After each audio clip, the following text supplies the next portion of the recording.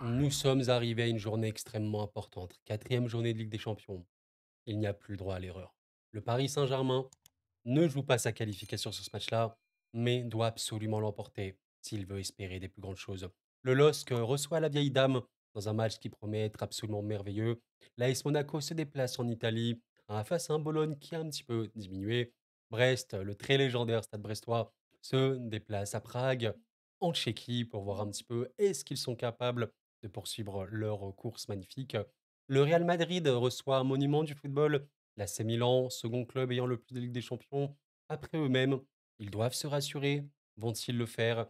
Et évidemment, le Barça veut imposer et montrer encore plus sa domination, sa monstruosité sur un terrain. Mesdames, messieurs, je vous propose de vous installer tranquillement.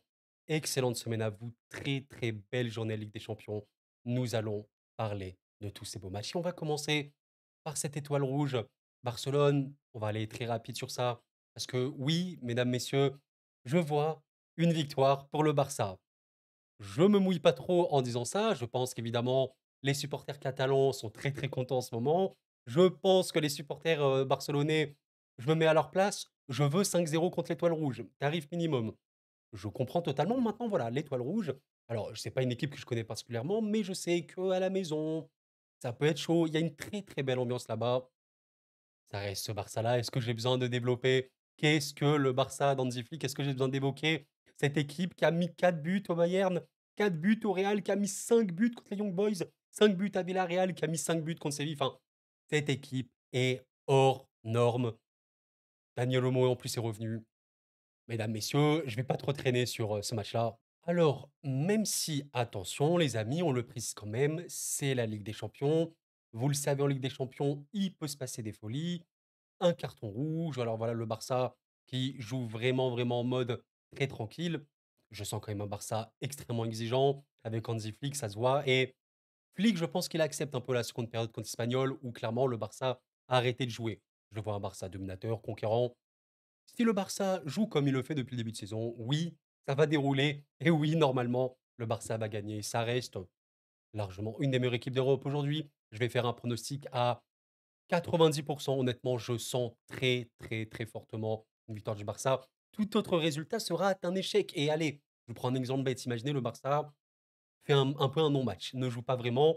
Et je sais pas, même pire, l'étoile rouge ouvre le score. Bon, vous pouvez être sûr que dans les 30, 20, 15 dernières minutes, le Barça va pousser et sûrement marquera. Je vais dire une victoire pour le Barça. Ce sera le prono de pas mal de personnes. Beaucoup de buts, oui, je le pense. Lewandowski qui marque un triplé. Pourquoi pas en vrai, vous savez, tout est possible sur ce match-là. Enfin, tout est possible. Au niveau des buts du Barça, en tout cas, on va dire une victoire très, très facile pour le Barça sur ce match-là. Du moins, je l'espère. Bien, vous savez quoi? D'habitude, je réserve le PSG pour la fin, mais là, je vais en parler directement parce que ça m'intéresse énormément de parler de ce PSG-là.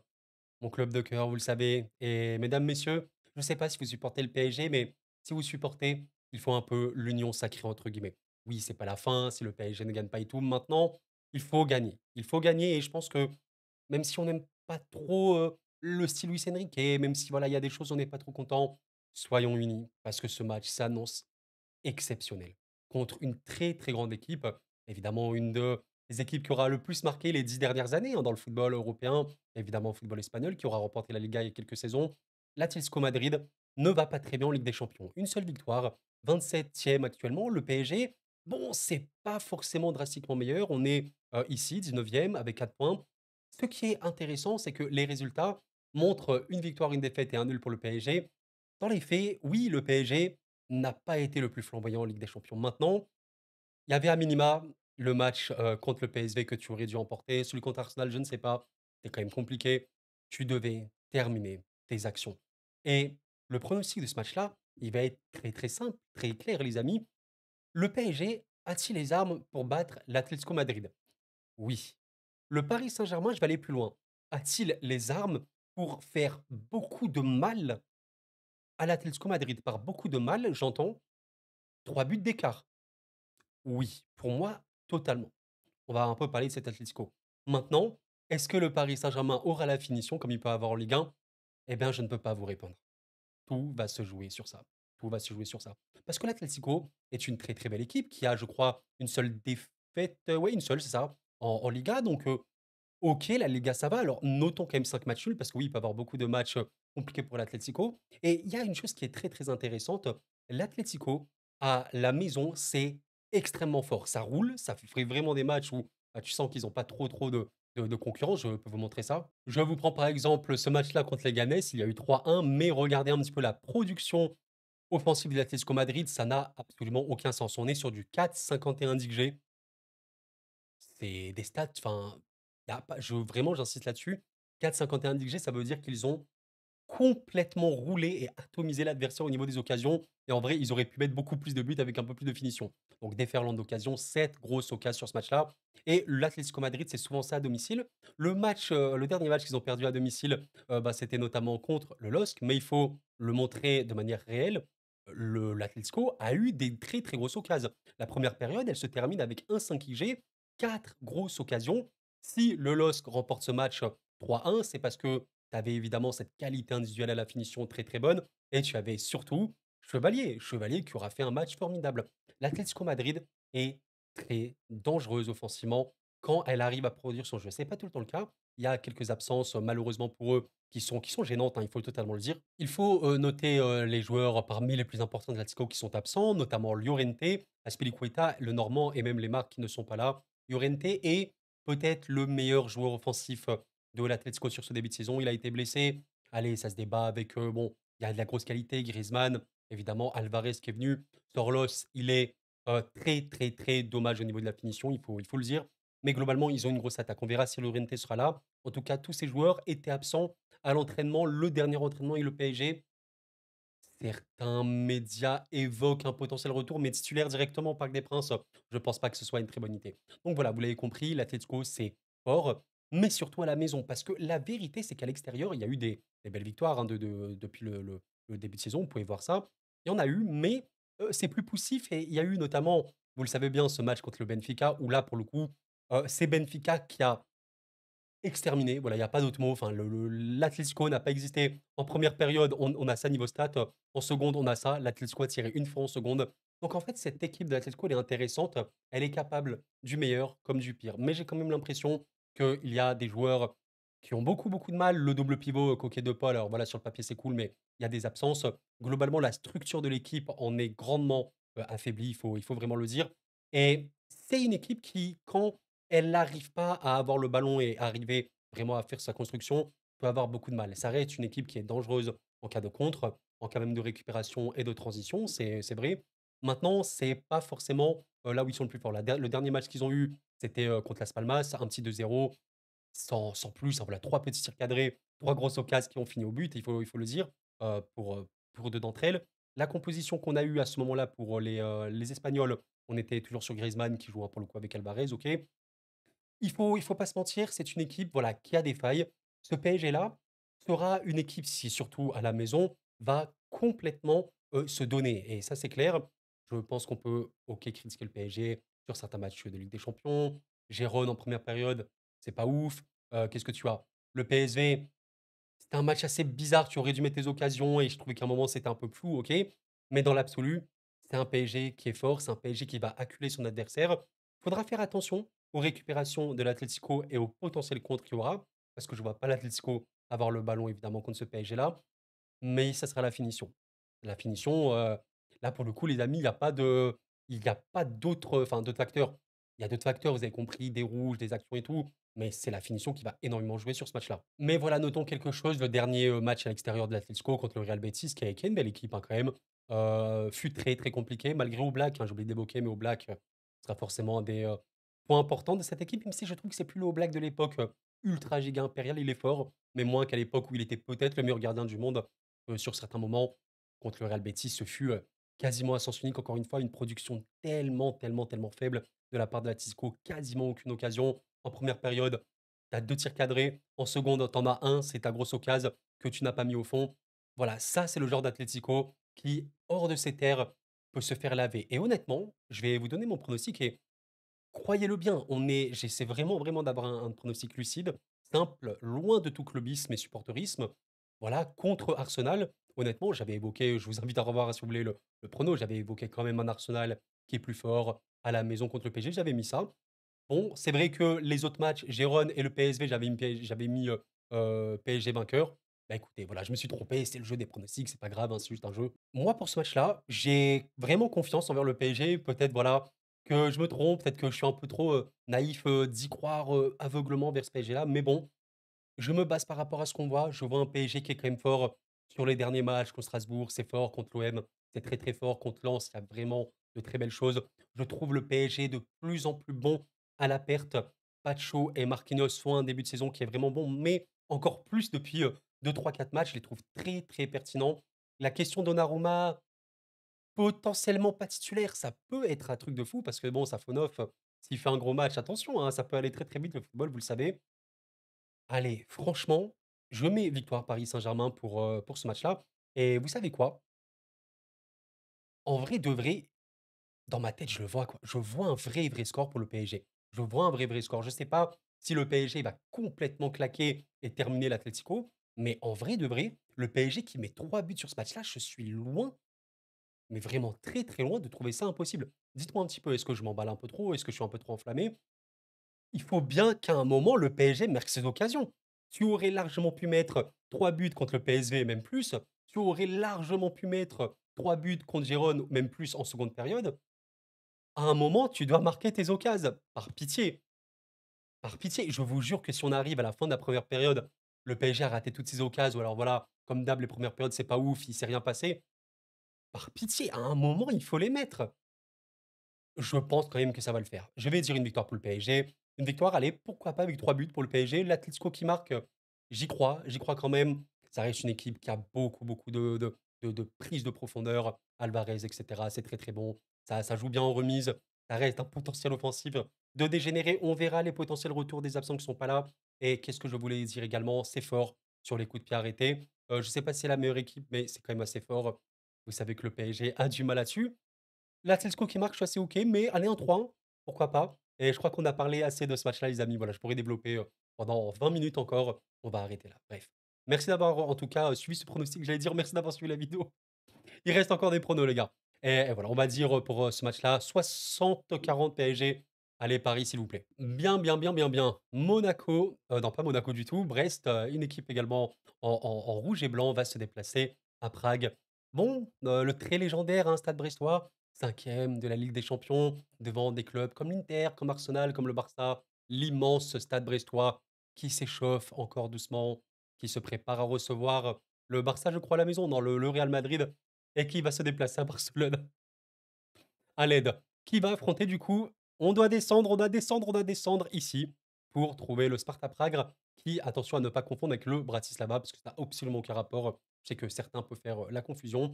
Mais le Sparta, bon, soyons clairs sur une chose, le dernier match du Sparta en Ligue des Champions, c'était voilà, une claque, hein. C'était vraiment contre Manchesterville. Manchesterville, le grand méchant en Ligue des Champions, qui est très, très dangereux, qui aime faire, beaucoup de mal aux adversaires. Maintenant, je vais être honnête avec vous, je ne connais absolument pas l'équipe. Sincèrement, je peux pas vous dire comment elle joue. J'ai pas vu grandement, beaucoup de choses, pardon. Je me base juste que sur ce qu'on voit en Ligue des Champions face à des clubs que je peux connaître un peu plus comme Stuttgart. À l'extérieur, il y a eu quelques possibilités. Globalement, ils ont eu énormément de mal. Stuttgart sur ce match-là, ils sont malheureux, hein. Niveau finition, je trouve que ça a été, vraiment compliqué. Beaucoup de tirs cadrés, mais pas beaucoup de grosses occasions, au final, un peu trop facile parfois. Ils auraient pu vraiment faire beaucoup de mal à ce Sparta. Le Sparta donc qui a remporté, un seul match, il me semble contre, je sais plus, Salzbourg, OK. Salzbourg qui est pas si mal. À la maison, j'ai remarqué, il y a quand même des belles stats côté Prague. Là, on a quand même, du 2,55 XG. C'est vraiment très, très, très bon pour le coup, 4 grosses occasions. Il y a eu des possibilités. Alors, notons une chose importante, Prague n'est vraiment pas une équipe de possession, vraiment pas. J'ai vraiment pu voir ça même, dans leur championnat. D'ailleurs, contre Salzbourg, ils ont même pas 30. C'est pour vous dire, mais au final, ils gagnent 3-0 parce que ça joue très, très bien en contre. C'est très, très bon, c'est assez rapide, très belle, profondeur. Bon, qu'est-ce que je peux vous dire de plus? Prague, quand tu prends les matchs depuis, celui-là, tu as une victoire ici, OK, et une seule victoire là. Voilà, c'est très, très peu. Voilà, ça perd quand même à la maison. Vous avez notamment ce match-là qui a été perdu. C'est clairement une des équipes les plus faibles en Ligue des champions et le très légendaire Stade brestois qui aura réussi à remporter 2 matchs, dont un match à l'extérieur, magnifique. Quand tu sais que cette équipe de Brest a réussi à tenir le nul, alors oui, contre un Leverkusen, un peu remanié à l'extérieur, qui se donnait pas, d'accord. Il y a plein de mots que vous voulez, mais ils ont réussi à tenir le nul. Ben, franchement, allez, pourquoi pas y croire pour Brest? Heu, bon, il y a des matchs peut-être un peu poussifs ces derniers temps, OK. Alors il y a quand même une très belle remontée depuis ces défaites, contre Auxerre. Contre Rennes, peut-être ça pouvait faire un petit peu mieux. Il y a eu même des victoires qui n'étaient pas non plus les plus folles. Notons quand même une vraie belle victoire, à Reims où ils m'ont plu, on va dire les Brestois sur ce match-là. Ça a bien joué les coups, on va dire tactiquement c'était OK. Notons quand même, voilà, un match contre Nice, c'était le dernier, un peu plus compliqué. Alors j'ai trouvé une première période, que j'ai revue un peu très compliquée. Ah ouais, voilà, ça m'étonne pas vraiment. Nice, a vraiment fait beaucoup de mal. En seconde, c'était mieux. On verra bien, le Melou évidemment maintenant est revenu. J'attends de voir un petit peu si là le moment Ligue des Champions va revenir. Mais bon, mes chers amis, un Brest, je le rappelle quand même, hein, qui a fait donc nul contre Leverkusen, qui à l'extérieur, on le rappelle, hein, contre qui? Contre Salzbourg. Salzbourg qui a affronté, le Sparta, qui a gagné 4-0 en faisant un match évidemment magnifique au niveau de la finition. Parfait, match parfait. Ils ont pris des occasions, mais ils ont fait leur truc. Pourquoi pas y croire? Dans l'absolu, attention évidemment de ne pas trop s'enflammer, vous savez, parfois c'est, les surprises, enfin les surprises qu'on attend le moins, j'allais dire, évidemment c'est logique, mais parfois David contre Goliath, David gagne et parfois des matchs un peu plus aisés sur le papier et ben là tu perds et ouais, c'est peut-être ce qui peut arriver. J'ai envie de croire, au bien-être du football français depuis le début de la saison en Ligue des Champions. C'est magnifique, les clubs français sont tellement bien. Hors PSG qui a un peu de mal, avec les adversaires qu'il y a eu, ils auraient peut-être dû, au moins gagner contre le PSV. Bon, les gars, en vrai, je me mouille un peu et je dis victoire. Dans l'absolu, allez, je vais dire nul, parce que je me dis quand même que, ouais, le petit Brest, peut avoir un peu de mal, mais Brest invaincu, pitié, au moins vaincu. Ah, je serais tellement triste que Brest, soit perdant. Maintenant, voilà, si vous voulez, un prono, j'allais dire objectif, c'est un prono, quoi. Brest a les armes. Brest a les armes pour faire mal à Prague. Est-ce qu'on verra un Brest un peu comme Nice ou est-ce qu'on verra un Brest un peu comme Salzbourg? Je ne peux pas vous le dire du tout. On verra, on verra. Je vais dire un nul pour être OK, mais disons que j'ai beaucoup de mal à imaginer une défaite brestoise. Très honnêtement, ça reste une équipe avec beaucoup d'énergie, beaucoup de cœur, surtout aussi quand il faut remonter un score. Défaite pour Brest, ça me paraît chaud, voilà, surtout que c'est pas le Sparta Prague, une équipe de fou non plus. Voilà, je sais pas quoi vous dire de plus si ce n'est, allez Brest, on va dire un petit match nul sur ça, en espérant évidemment une victoire. La victoire me paraît être, possible bien évidemment, mais je suis pas le plus rassuré sur les derniers matchs de Brest. Ils ont fait des bons matchs, notamment celui contre Rennes, Reims pardon. Maintenant voilà, je vais dire un nul sur ce match-là. Monaco qui avait fait un début de saison absolument formidable, qui est actuellement 4e de Ligue des Champions. Magnifique, merci à Monaco, merci à Brest, merci même au LOSC, hein, d'avoir gagné 2 fois. Bon, le PSG, allez, on remonte un petit peu, beh, bravo. Qui donc va se déplacer à Bologne? Vraiment beau match, j'aime bien ce match-là, un peu, voilà, épicé, ça veut absolument rien dire, mais match qui, je pense, pour Monaco, peut être un peu dur, même s'il ne le devrait pas autant. Je m'explique, Monaco, c'est une équipe qui est très forte, mais ces derniers matchs, je suis pas le mec le plus rassuré. J'ai trouvé des matchs, assez décevants. Alors même une victoire, par exemple, ici contre Rennes, bravo à la finition, hein, notamment de Balogun. Je trouve qu'il avait marqué un beau but, OK, mais bon, je m'attendais un peu à mieux. OK, voilà, ça c'était contre Rennes. Contre le LOSC, OK, alors là, tu as vraiment annihilé le LOSC, tu aurais pu gagner. Bon, allez, on va dire avec le rouge et la 60e, ça peut un peu te changer, mais voilà, on peut mieux faire clairement. Contre Nice, très dommage, hein, forcément, le rouge de Vanderson. Je peux en plus comprendre, voilà, que le potentiel penalty et tout non donné, ça frustre. Dommage, mais le rouge te met très mal, donc c'est un match que je vais pas trop compter. Et là, pour le coup, un peu stupeur parce que là, pour moi, c'est un gros choc. Monaco a perdu contre Angers. Bah, tu avais quand même une compo qui était, vraiment incapable évidemment de battre ces Angers-là. Dommage. Là, j'ai trouvé, le Monaco que n'aime pas trop avec un peu beaucoup le ballon, enfin, un peu beaucoup, vous avez compris, un peu stérile, pas très créatif et bon, parfois tu te dis: «Est-ce que c'est pas simplement les joueurs qui sont pas trop dans le coup?» Ils ont un peu la flemme de jouer un match du vendredi 19h contre Angers. Quand tu vois l'adversaire qui est sur le côté, ouais, ça peut s'expliquer. Bon, maintenant ce qui est cool, pour Monaco, Bologne, c'est pas le foudre de guerre, c'est pas le Bologne de Motta de la saison dernière qui avait fait quoi? 4e de 5e, OK, 5e de Serie A. Très belle saison de Bologne. Alors c'est un peu remonté, ça avait un début de saison, compliqué. Là, c'est un peu remonté, voilà, en Serie A, 6 matchs nuls quand même, hein. Je crois que c'est, Ouais, c'est l'équipe avec le plus de matchs nuls comme avec Parme. Notez, quand même ceci, je pense que le match nul sur ce Bologne-Monaco est possible. Notons quand même qu'en Serie A, il n'y a plus de défaite depuis longtemps, hein, vraiment, waouh! Depuis Naples, le 25 août. Ah ouais! Attendez, je me suis trompé ou quoi? Je croyais que c'était un peu plus tôt. Et ben non. Ouais, la dernière fois que Bologne a perdu en Serie A, c'était le 25 août, mais bon, vous avez vu, ils ont fait énormément de matchs nuls. Ça reste une équipe, qui a des bons joueurs. Alors je pense notamment à Ndoye qui est OK, vraiment Freuler est très, très bon. Le Suisse, je sais pas si ça vous parle. Il y a des bons joueurs et ça roule vraiment moins bien. Ça roule moins bien et bon, en Ligue des Champions, c'est compliqué, hein, les amis, en Ligue des Champions. Je vous ai même pas montré, mais à votre avis, dites un chiffre où se classe Bologne? Bologne est vraiment parmi les derniers, actuellement éliminé, 2 défaites, un nul, 0 but marqué. On est sur ça quand même pour Bologne. Un match contre Aston Villa, c'était le dernier où ils sont eu vraiment, vraiment beaucoup de mal. Alors ils ont eu des possibilités, mais Aston est quand même vraiment bon, hein. Je trouve cette saison très, très, très dangereuse cette équipe. C'était un match en plus à l'extérieur, donc bon, c'est toujours plus compliqué. Au final, ça va, c'est pas non plus aberrant. Ils ont eu des possibilités, c'était un match globalement équilibré, juste un peu plus de finition pour Aston sur ce match-là. Les autres matchs qu'ils ont eu en Ligue des Champions, vous allez me dire, ils affrontent de grosses équipes, c'est vrai. Là, tu as affronté Liverpool. Bon, est-ce que j'ai besoin d'expliquer c'est quoi ce Liverpool, cette saison? Non, je pense pas. En plus, vous voyez un peu la composition, de Liverpool bien méchant. Voilà, Bologne sur ce match-là, bon, vous voyez, hein, très, très inoffensif. Ils ont quasiment rien eu. Voilà, malgré le fait que c'est même pas une équipe vraiment de possession, Liverpool et le match où ils ont eu un nul, nos chers amis de Bologne, eh bien, c'était contre le Shakhtar. C'est un adversaire de Monaco, je sais plus, peut-être du PSG, où voilà, c'était un match encore une fois assez neutre et en vrai de vrai, j'ai l'impression que Bologne, c'est une équipe de match nul quoi. Pas forcément de la qualité individuelle pour gagner, mais voilà, il y a quand même une certaine solidité qui fait que tu es OK. Bon, heu, est-ce qu'on met un nul pour ce Bologne-Monaco? N'hésitez vraiment pas à me dire votre feeling évidemment. Moi, c'est juste mes réflexions, mais vous me dites totalement.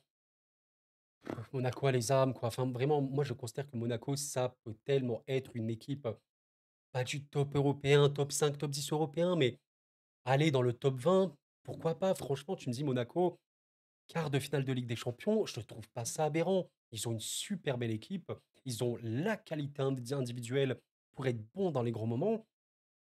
Ils peuvent faire beaucoup, beaucoup mieux et honnêtement, je suis pas monégasque, si je l'étais, je serais un peu énervé quoi envers mon équipe. Je pense qu'ils sont capables d'énormément de choses. Après voilà, faut pas non plus être, trop, trop, trop strict, trop sévère envers Monaco. Ça reste, actuellement, bien dans la Ligue 1. C'est quoi? C'est troisième de Ligue 1 actuellement, voilà. C'est fort en Ligue des Champions, ça a fait vraiment de top, top matchs. C'était quoi déjà le dernier match, de Monaco en Ligue des Champions? Ah oui, oui, contre l'Étoile rouge. Voilà, match complètement plié, mais ça, c'est le Monaco qu'on aime. Ça, c'est le Monaco qu'on devrait voir tout le temps. Évidemment, il y avait une adversité un peu moindre. Bon, franchement les gars, j'ai envie de dire victoire Monaco, sincèrement. Maintenant voilà, Bologne, il y a tellement de nuls. J'ai alors une victoire Bologne, pour moi, Monaco a largement les armes pour répondre à Bologne, même si Bologne marque, non.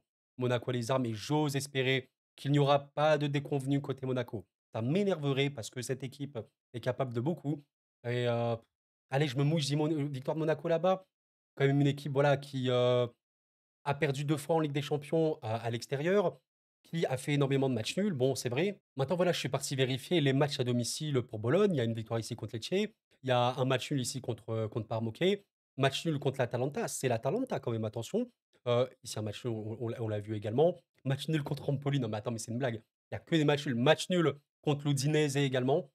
Bon, vous l'avez vu, hein, en fait, Bologne, à la maison, cette saison, il y a 100 de matchs nuls. Ce n'est même pas une blague. Je sais pas si cette info elle a tourné ou elle a circulé, mais il y a 100 de matchs nuls. Ah non, il y en a pas. Il y a contre Lecce, il y a une victoire. Il y a que des matchs nuls et une seule victoire contre Lecce. Bon, Monaco a les armes pour le faire. Je vais dire un match nul quand même. Vous voyez bien que c'est vraiment l'équipe des matchs nuls Bologne. Allez Monaco, s'il vous plaît, montrez un petit peu que vous pouvez être directement qualifié dans le top 8 Ligue des Champions. Ce serait formidable. Ouïe, ouïe, ouïe, ouïe, ouïe, ouïe. Ah lui, il est méchant, lui. LOSC Juventus. La Juve se déplace à Pierre-Mauroy. La vieille dame se déplace et va essayer de faire tomber le chevalier. Parce que oui, vous le savez bien, c'est le mot qui revient sur toutes les lèvres. Le LOSC, c'est très fort. C'est une des meilleures équipes de Ligue 1 depuis pas mal de saisons maintenant. Sur cette année 2024, c'est une excellente équipe. Sur ce début de saison, c'est une équipe fabuleuse. Il n'y a pas de débat là-dessus. Maintenant, on parle de certains joueurs. David est une star, Zegrova est une star. Mais est-ce qu'actuellement, ouais, Est-ce qu'actuellement la star un petit peu de cette équipe, eh bien, c'est pas notre cher Lucas Chevalier? Évidemment, c'est l'homme qui a fait battre, qui a fait tomber Madrid un petit peu, pas seul évidemment, mais les gardes un petit peu, enfin les gardes, les chevaliers devant que sont David et Zegrova, les guerriers, ils ont assuré, c'est vrai. Mais parce que derrière, il y avait un garde de fer qui a fait tomber l'Atlético Madrid et qui, avant ça, a fait tomber le très légendaire Real Madrid. Assez dingue de se dire que voilà, sur un match comme ça, où le Real a eu beaucoup de possibilités, 5 grosses occasions, eh ben non, ils n'ont pas gagné. Ils n'ont pas gagné parce qu'il y avait un monstre, il y avait le monstre, le futur de l'équipe de France, le futur du football. Ouais, Chevalier, allez, sans blessure, en restant sérieux, en travaillant, ouais, bon, il sera parmi, les premiers choix des gardiens de but mondiaux. Il est fabuleux. Qu'est-ce qu'il est fort, qu'est-ce qu'il est intelligent. Et vous savez, je vous ai montré la dernière fois les stats de Chevalier comparés aux meilleurs gardiens européens. Vous vous rendez compte qu'il a un profil, des statistiques avancées similaires à Thibaut Courtois? Sauf que lui, il a 22 ans. C'est pour vous dire à quel point le joueur est formidable. Donc voilà, le LOSC pourra raconter normalement, même contre la vieille dame, sur Monsieur Chevalier. Et purée, je suis en train de me dire: «Vous avez vu le tableau du LOSC? Mais qu'est-ce que c'est que ce tableau de malade?» Si le LOSC arrive à se qualifier en enchaînant le Real, l'Atlético et la Juve, qu'est-ce qu'on veut dire à part respect? Pep Genesio, la légende, est-ce qu'il va faire un coup, ce Pep, à la Juve? La vieille dame, attention, hein, on parle sur une vieille dame qui est pas, je trouve non plus, extrêmement folle, au niveau du jeu. Par contre, derrière, je trouve que c'est très, très, très solide. Et notons un truc que j'avais vu, grâce à notre ami Datafoot, il évoquait à quel point, la Juve était une des équipes qui marquait le plus des buts un peu complexes, pas forcément à la suite de très, très longues constructions, mais des buts un peu foufou, par Ildiz, par Vlahovic et tout. Et c'est vrai, je pense que vous l'avez remarqué, mais on a déjà vu des buts, de Ildiz exceptionnels cette saison, comme de Vlahovic, et c'est vrai. Donc, tout peut arriver. Alors, il y a eu une folie, le Inter, Juve. Non, mais s'il vous plaît, mais regardez un petit peu les buts qu'il y a eu ici, ça n'a aucun sens. Il y a eu 4-4 entre l'Inter et la Juve. Ildiz a marqué un doublé, quand il est rentré en fin de match, et regardez un petit peu, voilà, ça c'est super intéressant. Là, ça illustre parfaitement ce que j'ai dit plus tôt. La Juve marque des buts complexes sans vraiment construire. Regardez la seconde période du match, la Juve a 0,41 G. C'est faible. C'est faible, il faut le dire, j'insiste là-dessus, c'est vraiment faible. Mais ils ont mis 2 buts. 2, ils disent, et regardez les 2 buts, il y a 0,04 XG ici et 0,14 XG ici. C'est des buts pas du tout évidents, mais ils ont un réalisme glacial. Le LOSC a également un énorme réalisme, Zegrova, David le montre énormément, et évidemment Chevalier qui est le bastion de fer, le réalisme glacial. La Juve également, et bon, attention, ouais, je pense que Chevalier peut se faire tromper. Allez, une frappe lointaine d'Yildiz ou je sais pas quoi, super, super lourd, super violente en lucarne, c'est possible, mais je me dis que c'est également le match où encore il peut s'illustrer. Je vous laisse imaginer les parades de l'espace, là, comme ça, de Chevalier qui va repousser le ballon comme ça, lucarne opposée. Possible.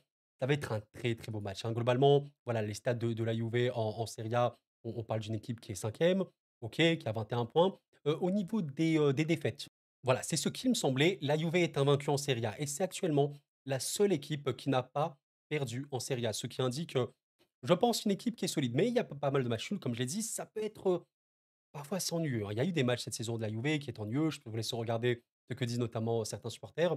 En Ligue des Champions, bon, on va être clair, il y a une défaite, il y a une défaite, il y a quand même eu, 2 victoires par avant. Est-ce que vous savez qui est l'équipe qui a fait tomber la Juve? Vous l'avez peut-être vu, c'était Stuttgart. Et oui, Stuttgart, à l'extérieur, après un but à la dernière seconde de El Bilal Touré. Un match où vraiment c'était un peu à sens unique, et c'est ça qui était assez dingue.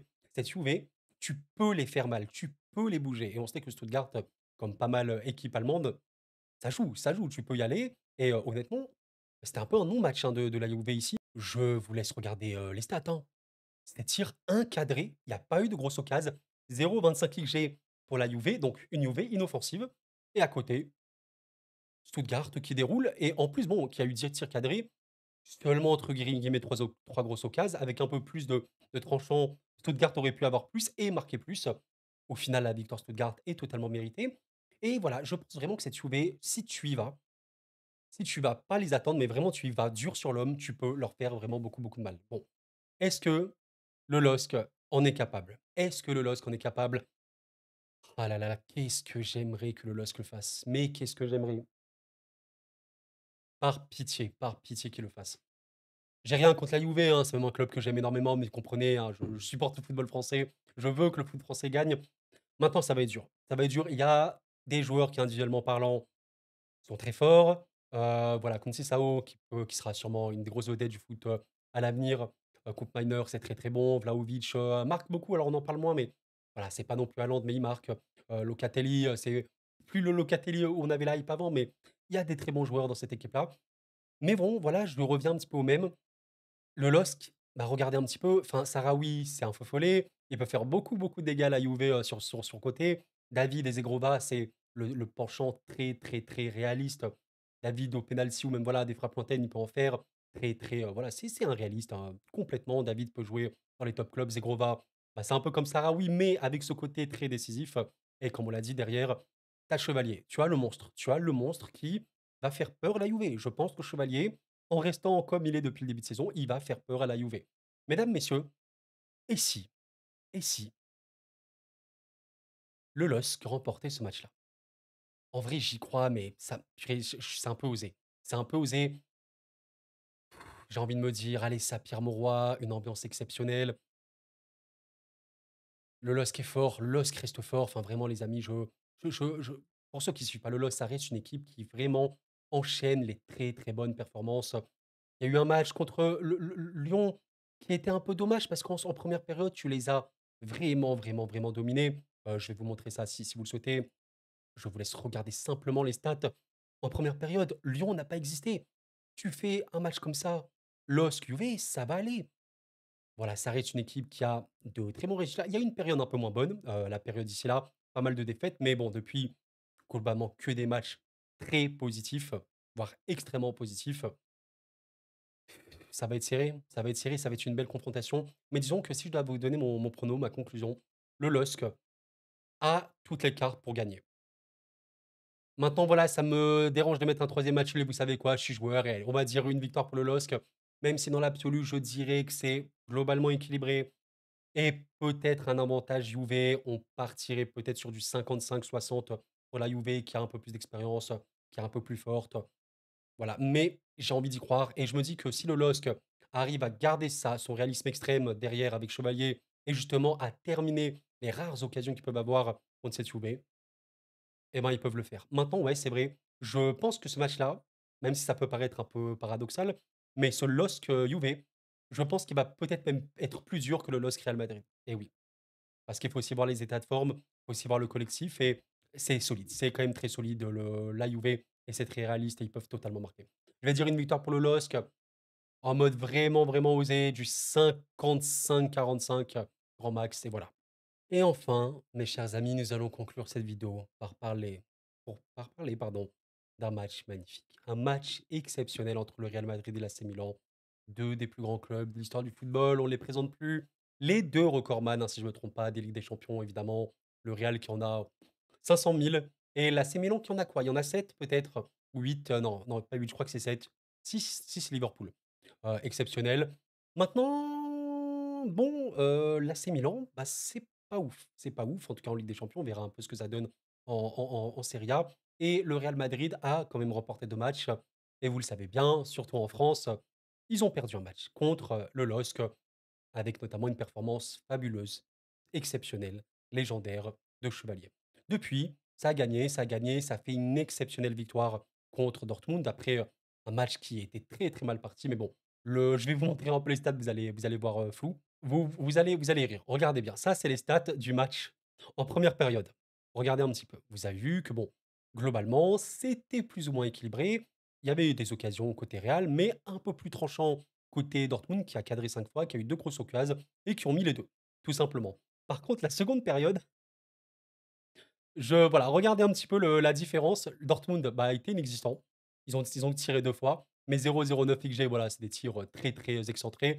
Pas du tout dangereux, en tout cas pour, voilà, le Real et au contraire, le Real a eu 5 grosses occasions et a complètement roulé et atomisé Dortmund en marquant 5 buts en seconde période et après, on se souvient, Un but, du regretté Vinicius, hein. Aïe, aïe, aïe, aïe, aïe, je sais que ça, c'est vraiment la question. En fait, si vous voulez, ce qui est intéressant derrière ce match-là, Real Madrid, Dortmund, pardon, Real Madrid, AC Milan. Ce qui est intéressant, ça va être de voir à quel point le Real Madrid va rebondir. Et oui, parce que il s'est passé un drame, vous le savez bien, enfin un drame, hein, c'est du football, vous avez compris, mais en Ligue des Champions, heu, en Liga, pardon, je suis désolé, la vidéo elle est assez longue, même le temps de préparation, ça fait long, je suis un peu fatigué, mais voilà. En Liga, il y a eu une humiliation. Il y a eu une humiliation. Le Real a eu des opportunités, mais en première période, au final, tu as qu'un seul tir, comptabilisé, parce qu'on le sait, le Real a été hors jeu 8 fois en première période. Je crois que c'est quasiment que Kylian Mbappé qui a été hors jeu. Pour vous dire, le piège du hors-jeu du Barça a très, très bien fonctionné. Et en seconde période, eh bien, tu as quand même été plus dangereux, mais bon, le Barça a été beaucoup plus dangereux que toi. Et la leçon de ce match-là, ben, c'est d'un côté le réalisme glacial du Barça, qui le montre depuis le début de saison, et de l'autre, ben, un Real qui compte surtout beaucoup sur cette individualité, qui a eu un réalisme très négatif, notamment avec Kylian Mbappé. Donc ce match contre l'AC Milan, il a plusieurs intérêts. Se remettre en confiance directement, voir un petit peu qu'est-ce que tu peux proposer après quand même, voilà, ce match-là, ça date un petit peu maintenant quand même et voilà aussi après ce ballon d'or qui a énormément fait parler, énormément et si ce n'est tous les supporters madrilènes. C'est un vol, c'est un vol, c'est un vol. Vinicius, voilà, on en a parlé sur la chaîne énormément de fois. Je vous invite à aller regarder, les vidéos sont disponibles. J'en ai fait, 2 à minima. Je crois que j'en ai fait une troisième, mais c'était avant l'annonce du ballon d'or donc voilà. Heu il faut se remettre directement d'aplomb pour le Real Madrid qui reste une grande équipe, qui est quand même deuxième de Liga, qui n'a pas pu jouer son match actuellement, contre Valence, qui vit une période très, très sombre en Espagne. Vous savez, les inondations, paix aux victimes et évidemment pensez aux proches. Donc voilà, il y a ce match-là contre l'AC Milan qui arrive et c'est un AC Milan qui a déjà en Serie A du mal. Pour être très honnête, c'est plus l'AC Milan, on s'en souvient, je vous ai montré tout à l'heure la Juve en Serie A, c'est plus l'AC Milan de quelle saison? C'était, ouais, bah, déjà la saison dernière, c'était OK, mais c'était la saison 21-22, je crois, oui, voilà, où ils ont été, champions très, très forts. Là, vraiment, tu sentais que c'était une équipe qui pouvait, être, très, très forte. On est sur un AC Milan qui, cette saison, a perdu, a vraiment perdu, ouais, déjà 3 fois en Serie A, a fait également de nul. Apparemment, il y aurait peut-être même des problèmes en interne avec, le coach. Je ne saurais pas vous dire. On sait que Leao, un des meilleurs joueurs de cet effectif, si ce n'est le meilleur, je ne sais pas, en tout cas au niveau du danger, il est très, très fort. Et ben, il est sur le banc. Il est sur le banc avec cette équipe et voilà, l'AC Milan a des très grands joueurs. Il faut quand même l'évoquer. Morata, il fait des départs canons. C'est un peu moins ça ces derniers temps, mais bon, voilà. On peut quand même noter un match contre Monza, c'était le dernier match en Serie A, à l'extérieur pour Milan, où OK, Milan a quand même concédé certaines occasions, Monza aurait pu marquer, mais bon, un Milan fort, hein, qui a quand même eu, voilà, 18 tirs, 7 cadrés, 2,54 XG sur le match complet, c'est-à-dire un Milan qui était supérieur et qui a logiquement remporté ce match-là. La composition qu'il y avait, ouais, globalement, alors je pourrais pas vous dire l'équipe type de Milan, mais Morata, Pulisic, Reinders, Fofana et tout, ça, c'est quand même des titulaires. Hernandez, Maignan, évidemment, Maignan, un top, top, top gardien. On verra bien, mais il peut avoir des matchs très, très, très compliqués. Purée, ce match-là contre le Napoli, je l'ai revu rapidement. Alors, Napoli a eu une finition hors norme, hein, notamment avec, Kvaratskhelia, très, très beau but. Mais c'était un peu un non-match au niveau de la productivité pour Milan et ils peuvent avoir énormément de mal sur cet aspect-là. En Ligue des Champions, ils ont notamment eu une, défaite contre Leverkusen où ils ont eu vraiment énormément de mal à exister déjà en première période. Enfin, c'est simple, ils n'ont rien fait. Voilà, ils n'ont littéralement rien fait. En seconde, je voulais juste regarder les chiffres. En seconde, ça a été un peu mieux. Mais au final, ils ont assez remporté logiquement Leverkusen et si vous voulez que je vous donne un peu ma conclusion sur ce match-là, je m'attends à un Real qui va être fort à domicile, qui même, et on l'a bien vu contre Dortmund, même si Milan marque un ou 2 buts, ils ont de un la capacité mentale et de 2 la capacité individuelle de faire extrêmement mal à l'adversaire. Le Real Madrid, certes, depuis le début de saison, c'est pas le meilleur collectif. C'est assez limité sur certains points. Il y a énormément à travailler, il y a un équilibre à retrouver. Je suis d'accord avec vous. Maintenant, c'est les meilleures individualités du monde, ou pas loin. Il y a quasiment que des top mondes à toutes les lignes. Et même s'il y a un problème, tu as Hendrick, tu as Güler, tu as Rodrigo, je sais pas quoi, qui peuvent rentrer et complètement tuer le match. C'est le Real Madrid. Et je m'attends quand même à un Real qui va regagner. Voilà, honnêtement. Milan pourra, je pense, se poser des problèmes, mais il faudrait un Milan un peu plus sûr. Je trouve que c'est un Milan très, très incertain, pas vraiment en confiance non plus, un peu dans le flou, même vis-à-vis de Léao. Voilà, on va dire, victoire du Real Madrid à la maison, mais attention, peut-être qu'un Milan peut poser des problèmes. Je pense qu'un match nul est possible, mais ce serait une très grosse désillusion et un petit choc quand même pour moi, je m'attends vraiment à voir le Real gagner et en cas de victoire de Milan, alors là les gars, je suis très, très choqué, je vois pas ce Milan gagner pour le coup à Madrid. Donc on va dire, allez, un 60-40 je pense quand même pour le Real sur ce match-là et voilà, on espère un très beau match de football. Et voilà mes chers amis pour, cette vidéo qui fut très, très longue, je voulais vraiment prendre le temps de développer parce que j'aime trop, trop la Ligue des Champions. Voici mes pronostics, encore une fois, c'est qu'un jeu, c'est que des pronos. N'hésitez pas à faire les vôtres. Le plus important, c'est de parler des matchs. Et là, je crois que j'ai parlé en longueur de beaucoup de matchs. On a hâte de voir. Je pense que je vais me tromper, mais vous voyez que j'ai pas mis les clubs français perdants sur cette journée. Oh, j'y crois en vrai, hein. C'est pas forcément par pur clubisme, chauvinisme, tout ce que vous voulez, au football français. J'y crois vraiment. On verra bien, ça va être super serré. Je vous avoue que le LOSC Juve, il est un peu énervé. Je vous avoue que là, je me suis vraiment lâché. On verra bien. Bref, merci d'avoir suivi la vidéo, les amis. C'était cool. Prenez soin de vous et la paix sur vous.